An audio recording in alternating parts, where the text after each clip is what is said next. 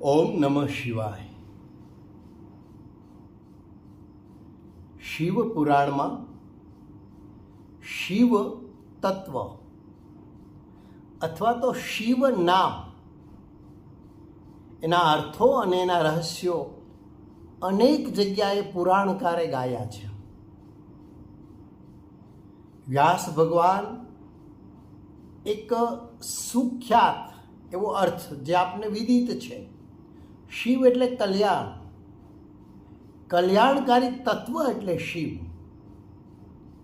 અને એ સિવાય આવા કેટલાક અર્થો આપણને આપે છે.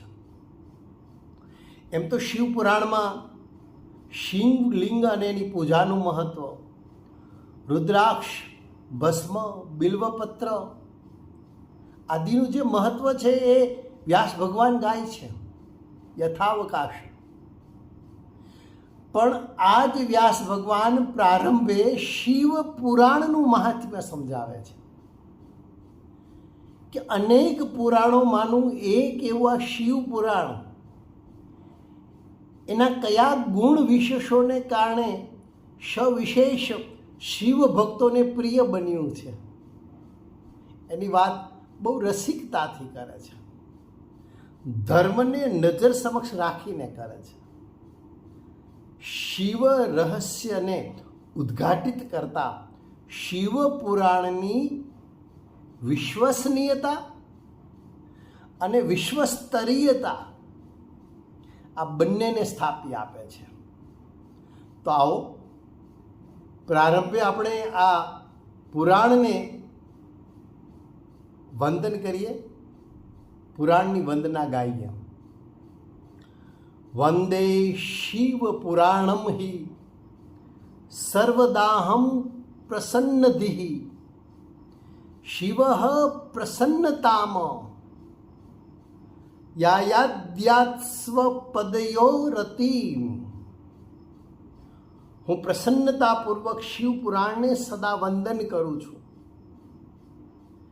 શિવજી એ દ્વારા પ્રસન્ન થઈને મને એમના ચરણોમાં સ્થાન આપે. શિવ પુરાણની વંદના પ્રારંભે જ તમને જોવા મળે. 24,000 શ્લોક, 7 સંહિતાઓ અને એમાં અનેક અધ્યાયોમાં શિવ રહસ્ય મહર્ષિ વેદવ્યાસ ગાય છે. આ અધ્યાયો પહેલા પ્રારંભે શિવ મહાત્મ્યનું પ્રથમ અધ્યાય કે જેમાં શૌનકજીએ સૂતજીને પ્રશ્ન કર્યો છે. એ પ્રશ્નમાં 3 પ્રશ્ન બહુ મહત્વના છે. પહેલો પ્રશ્ન છે કે સદાચાર અને ભક્તિથી વિવેકની વૃદ્ધિ કઈ રીતે થાય? સદાચારશ્ચ સદભક્તિર વિવેકો વર્ધતે કથમ. જિજ્ઞાસાથી ઊભા થયેલા પ્રશ્નોના જવાબ રૂપે આ શિવ પુરાણની કથા આપણને મળે છે. ઋષિ પ્રશ્ન કરે અને સૂતજી એનો જવાબ આપે છે. બીજો પ્રશ્ન આરંભે છે કે સજ્જન વ્યક્તિ પોતાના વિકારોને કઈ રીતે, કઈ પ્રકારે શાંત કરે? સ્વવિકાર નિરાશશ્ચ સજ્જને ક્રિયતે કથમ. અને ત્રીજો પ્રશ્ન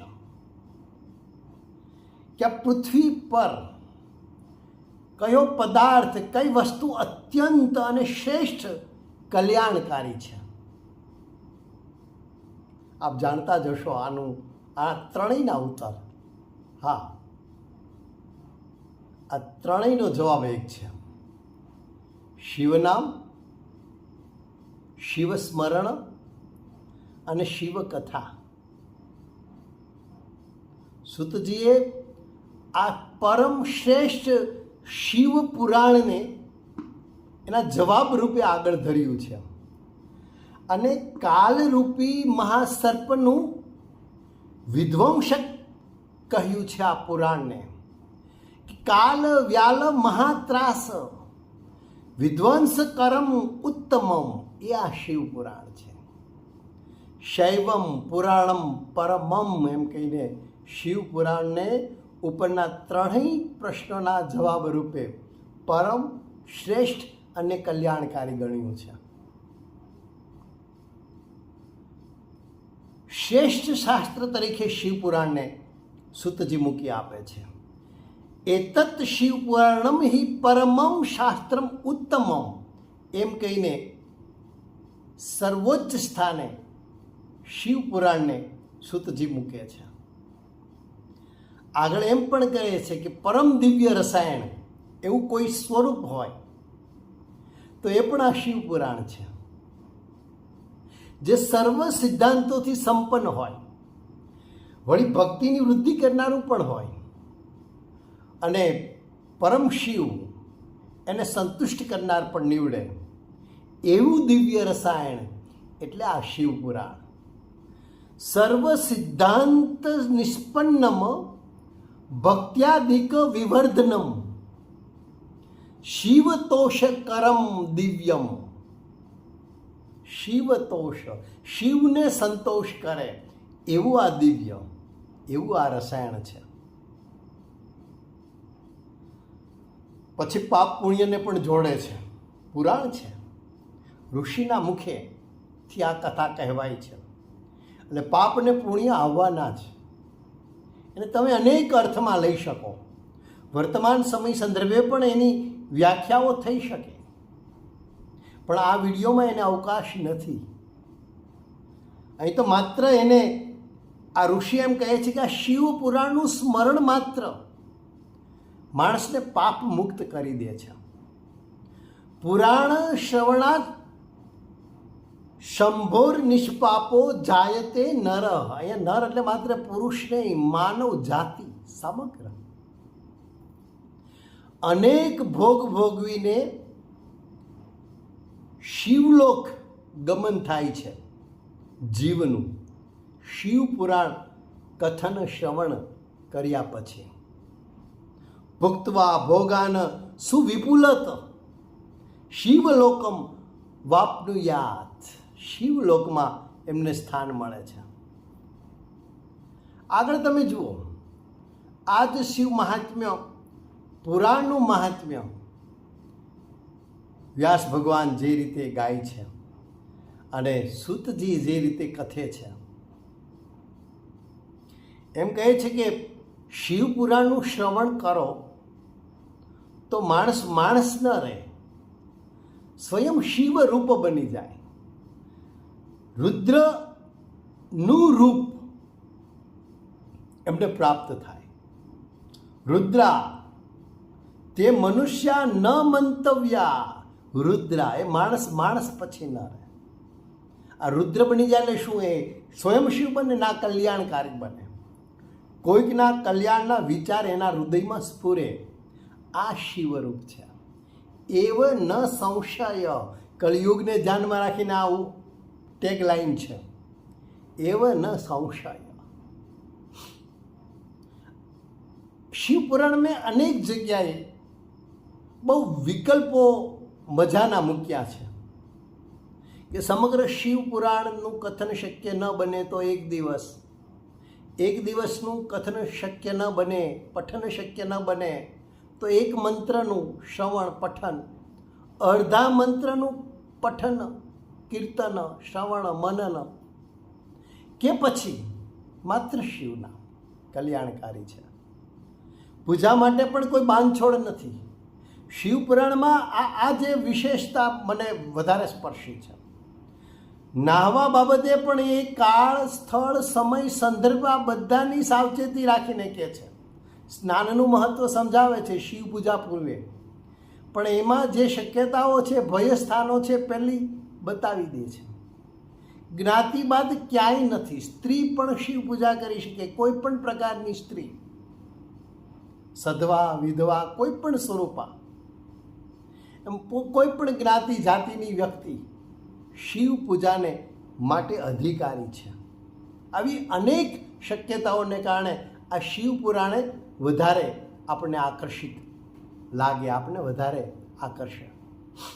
અહીં એક કહે છે કે પ્રતિદિન શ્રવણ માની લો કે તમે ન કરી શકો, એટલો સમય નથી, કાં તો આપણું સામર્થ્ય નથી એવું કે એકથી બેઠકે બેસી શકાય પૂરા દિવસ માટે. તો પવિત્ર માસ, હવે પવિત્ર માસ ક્યાં શોધવા જવો? તમે એમ કહો શ્રાવણ છે તો સાચી વાત, શ્રાવણ પવિત્ર માસ છે. શિવપુરાણ માટે શ્રેષ્ઠ માસ માર્ગશીર્ષ માગસર કહ્યો છે. કારતક અને ભાદ્રપદ, ભાદ્રવો પણ પિતૃમાસ માટે અને પિતૃમોક્ષ માટે પણ આ શિવપુરાણનું મહાત્મ્ય છે જ. અથવા તો તમારું મન પવિત્ર હોય અને તમારા ચિત્તમાં જે સમયે વિચાર આવ્યો એ ક્ષણ પવિત્ર છે. જુઓ હવે આનું અર્થઘટન. યદિ એટલે કે જો પ્રતિદિનમ શ્રોતુમ શક્તો માનવો ભવેત, રોજે રોજ શક્ય ન બને માણસ માટે, સમયનો અભાવ હોય, શક્તિનો અભાવ હોય, તો પુણ્ય માસા દિશુ મુને, પુણ્ય માસની અંદર શ્રુયાદ શિવ પુરાણકમ, શિવ પુરાણનું શ્રવણ કરવું. હવે કે છે માની લો કે પૂરો દિવસ નથી તો એક મુહૂર્ત, અડધું મુહૂર્ત, અડધામાં પણ અડધું કે પછી ક્ષણ માત્ર જો આવે છે, મુહૂર્ત વા તદ અર્ધમ વા ક્ષણમ ચ વા, એની દુર્ગતિ નથી થતી. દુર્ગતિ આપણે મૃત્યુ પછીની તો વાત છોડો, આ જ અવતારમાં ગતિ, સદગતિ અને દુર્ગતિના અનુભવો અનેકને થયા છે. તન્ન તેષામ દુર્ગતિર ભવેત, તેની દુર્ગતિ નથી થતી. કુમાર્ગે જતા અટકાવે છે, એની સભાનતા આવે છે કે ન જાવું ન જાવું કુમાર્ગે કદાપી. આ સભાનતા હોવી એ પણ શિવ કૃપા છે. આગળ ઉપર કહ્યું છે કે અનેક પ્રકારના યજ્ઞો શાસ્ત્રકારોએ બતાવ્યા છે. તો માની લો કે તમે યજ્ઞ કરવા શક્તિમાન નથી, તો જે યજ્ઞોનું ફળ મળે છે એ માત્ર શિવ પુરાણ સાંભળવાથી મળે છે. તદ પુણ્યમ સર્વદાનેશુ, અનેક પ્રકારના દાન કરવાથી જે પુણ્ય મળે છે. સર્વ યજ્ઞેશુ વા મુને, અથવા તો અનેક પ્રકારના યજ્ઞો કરવાથી જે પુણ્ય મળે છે. શંભો પુરાણ શ્રવણાત ફલમ, શંભો પુરાણ શ્રવણાત ફલમ નિશ્ચલ ભવેત. આ નિશ્ચલ ભવત કળયુગી માનવીને કેન્દ્રમાં રાખીને જાણે કે લખાય છે.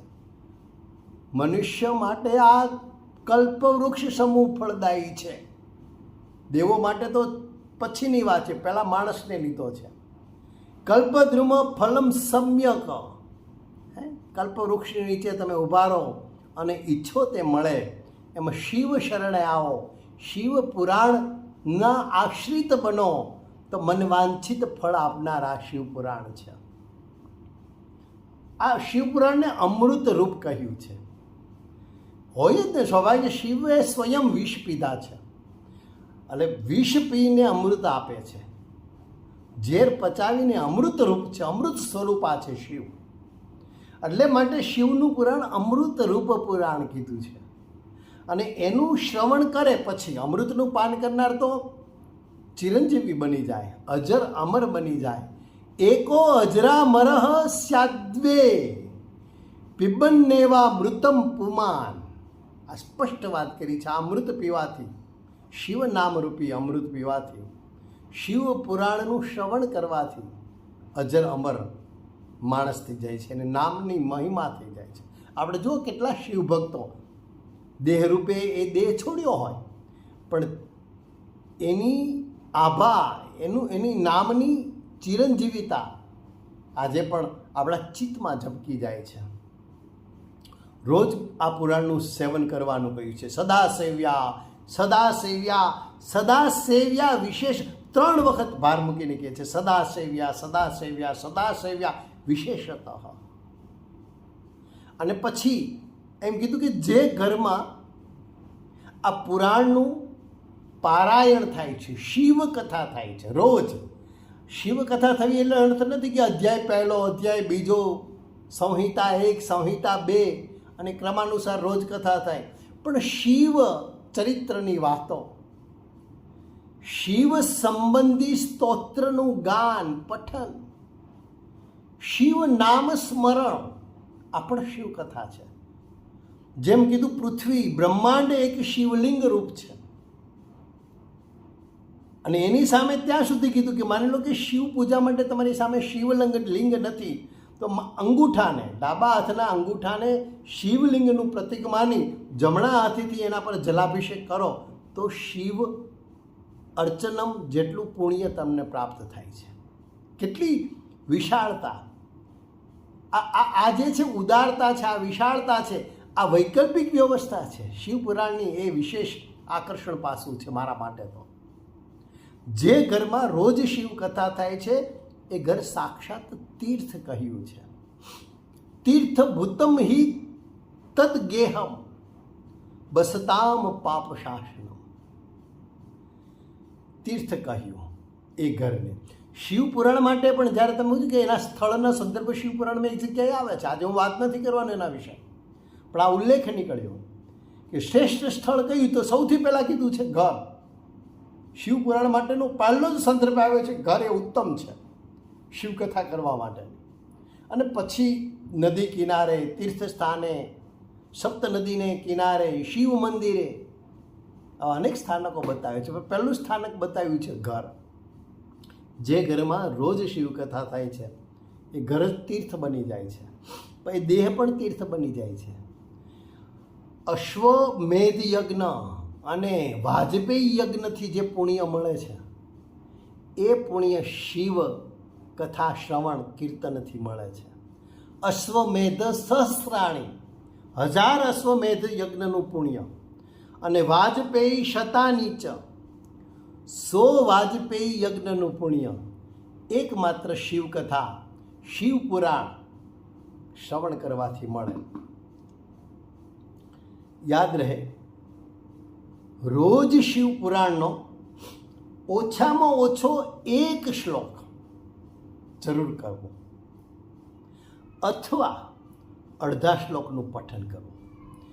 નિત્યમ શિવ પુરાણસ્ય શ્લોકમ શ્લોકાર્ધમ એવ ચ. શ્લોક અથવા તો અડધો શ્લોક. આ ફ્લેક્સિબિલિટી છે આ પુરાણની. શિવ પુરાણ પૂજન શ્રવણથી સર્વ કામનાઓ પણ તૃપ્ત થાય છે અને શિવ પદ પ્રાપ્ત થાય છે. આ વાત પણ આ જ પુરાણ પ્રારંભે આપણને કહે છે. આ પુરાણનું સૌથી વધુ મૂલ્ય કોને હોય? શિવ ભક્તને. શિવ જેનો પરમ ભક્ત છે ને એમના માટે શિવ પુરાણ પણ પરમ ગ્રંથ છે. તમે જુઓ, એક શ્લોકમાં ઉલ્લેખ આવે છે, એશામ ચેવ શિવ સાક્ષાત દેવતમ પરમમ શુભમ. જેના માટે શિવ એ સાક્ષાત પરમ દેવ છે. સદા શિવ કથા લોકે વલ્લભો ભવતામ સદા. એને તો હંમેશા શિવ કથા અત્યંત પ્રિય લાગવાની. શિવ કથાનું જે શ્રવણ કરે છે એ જીવને, આ શિવ અને જીવનો પ્રાસ આપણને ગમે. શવ એટલે આત્મા વગરનો દેહ, શબ જેને કહીએ.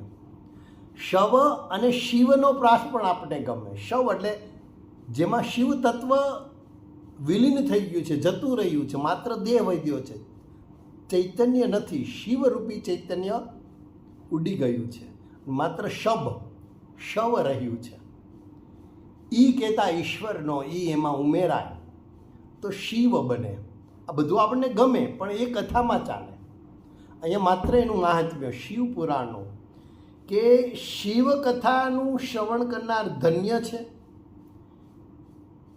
એનો દેહ પણ ધન્ય છે અને સ્વયં એ જીવ પણ ધન્ય છે. મહાધન્યા પવિત્રા કુલભૂષણા એમ કહીને એ વ્યક્તિની મહત્તા પ્રસ્થાપિત કરી આપે છે પુરાણકાર. વેદનો સાર શિવપુરાણ કહ્યું છે. પાપનું નાશ કરનાર તત્વ પણ શિવપુરાણ છે. અને પરલોકમાં પરમાર્થને આપનાર પણ શિવપુરાણ કહ્યું છે. વેદાંત સાર સર્વસ્વમ પુરાણમ ચૈવ મુત્તમમ, પુરાણોમાં ઉત્તમ, વેદોના સારરૂપ, સર્વાધૌધમ ઉદ્ધારકમ પરત્ર પરમાર્થદક, એમ કહીને આ પુરાણનું મહત્વ પ્રસ્થાપિત કર્યું છે. અને અંતે એક બીજી વાત કે આ પુરાણથી શું લાભ થાય છે.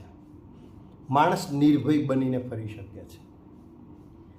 તીર્થની ઉત્તમતા એને પ્રાપ્ત થાય છે. ઉત્તમ તીર્થ એ શિવ તત્વ છે, શિવ પુરાણ છે એને સમજાય છે. ઉત્તમ મંત્ર ઓમ નમઃ શિવાય છે એ સમજાય છે. ઉત્તમ પીઠ શિવ સ્થાનક છે, શિવાલય છે એને સમજાય છે. ઉત્તમ દાન શિવકથાનું કથન કરવું, શિવકથા કહેવી એ ઉત્તમ દાન છે. અને ઉત્તમ દેવ સ્વયં શિવ છે. આ બધું સમજાય છે.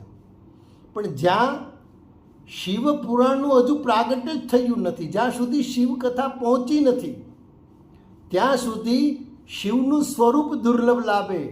યમદૂતો નિર્ભય થઈને પૃથ્વી પર વિહરે. તીર્થોમાં પણ ઉત્તમતા બાબતે વિવાદ થાય, મંત્રોમાં પણ ઉત્તમ કયો મંત્ર એ વિવાદ થાય, પીઠોમાં પણ વિવાદ થાય, દાનમાં પણ વિવાદ થાય, ને દેવતાઓ વચ્ચે પણ વિવાદ થાય કે ઉત્તમ તત્વ કયું, જ્યાં સુધી શિવ તત્વ નથી જાગૃત થતું. 9 વખત આવે છે યાવત શિવ પુરાણમ હિ, યાવત શિવ પુરાણમ હિ, આ પુરાણથી આ પુરાણથી આ પુરાણથી શું થાય એમ કરીને આ વાત આવે છે. તો પાપ અને દોષ મુક્ત કરનાર આ શિવપુરાણ સૂર્યગ્રહણના દિવસે વાંચન કરવાને શ્રેષ્ઠ મુહૂર્ત કીધું છે. ચતુર્દશી શિવરાત્રિ પ્રત્યેક માસમાં આવે. ચતુર્દશીના દિવસે શિવપુરાણનું પઠન, વાંચન, ગાન ઉત્તમ કીધું છે. દૂરથી પણ નમસ્કાર, તમને ખબર પડે કે શિવપુરાણ છે, શિવકથા ચાલે છે, તો ભલે સમયનો અભાવ હોય, દૂરથી પણ નમસ્કાર કરો ને તો દેવ પૂજા તુલ્ય છે. દેવ પૂજાનું પુણ્ય મળે છે. એતત શિવપુરાણમ યો નમસ્કુયમ દૂરતઃ સર્વદેવાર્ચનમ ફલમ સ પ્રાપ્નોતિ ન સંશય. આ ન સંશય તમને ફરી ફરીને અનેક વાર જોવા મળશે. વેદ સમકક્ષ મેં કહ્યું, સર્વોપરી મેં તમને કહ્યું 7 સંહિતા, સપ્તમ સંહિતમ દિવ્યમ પુરાણમ શિવ સંજ્ઞકમ, સર્વોપરી છે. સર્વોપરી ગતિ પ્રદમ, શ્રેષ્ઠ ગતિ આપનાર પણ આ શિવપુરાણ છે. સકલ જીવોનું હિતકારી છે. સકલ જીવ ગુણોપકારમ, સકલ જીવ કઈ રીતે એની વાત હું પછી કરીશ. માણસ માત્ર નહીં, પશુ પક્ષી, સ્થાવર અને જંગમ શિવલિંગની વ્યાખ્યા આપી છે. સ્થાવર શિવલિંગ વૃક્ષોને પણ કહ્યા છે. અને વૃક્ષોને છોડને તમે પાણી અર્પિત કરો છો તો શિવલિંગ પર તમે અભિષેક કર્યા તુલ્ય છે. અને અન્ય જે ચલિત કીધા છે એ તમામ જીવજંતુઓ, એટલે જીવ માત્ર શિવરૂપ છે. એટલે સકલ જીવ ગુણોપકારમ, હિતકારક કહ્યું છે. 3 પ્રકારના પાપનું નાશક કીધું છે. તાપત્રયજ્ઞ મતુલ, સતપુરાણમાં તિલક સમાન, શૈવમ પુરાણ તિલક ખલુ સતપુરાણ. શિવજન પ્રીતિપાત્ર આપણને બનાવે એવું શંભુ પ્રિય સહી, અને પરમ ગતિને પ્રાપ્ત કરાવનાર.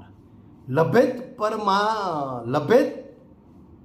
પરમામ ગતિમ વય, લભેત પરમામ ગતિમ વય, પરમ ગતિને પ્રાપ્ત કરાવનાર. વેદાંત સાર સર્વમ પુરાણમ, આવા વેદાંતના સારરૂપ સર્વસ્વ પુરાણોની અંદર શ્રેષ્ઠ એવા પુરાણને શત શત નમન હોજો. ફરીથી પુરાણની વંદના. વંદે શિવ પુરાણમ હિ સર્વદાહમ પ્રસન્નધિ શિવ પ્રસન્નતામ યાદ સ્વ પદયો રતિમ. ઓમ નમઃ શિવાય.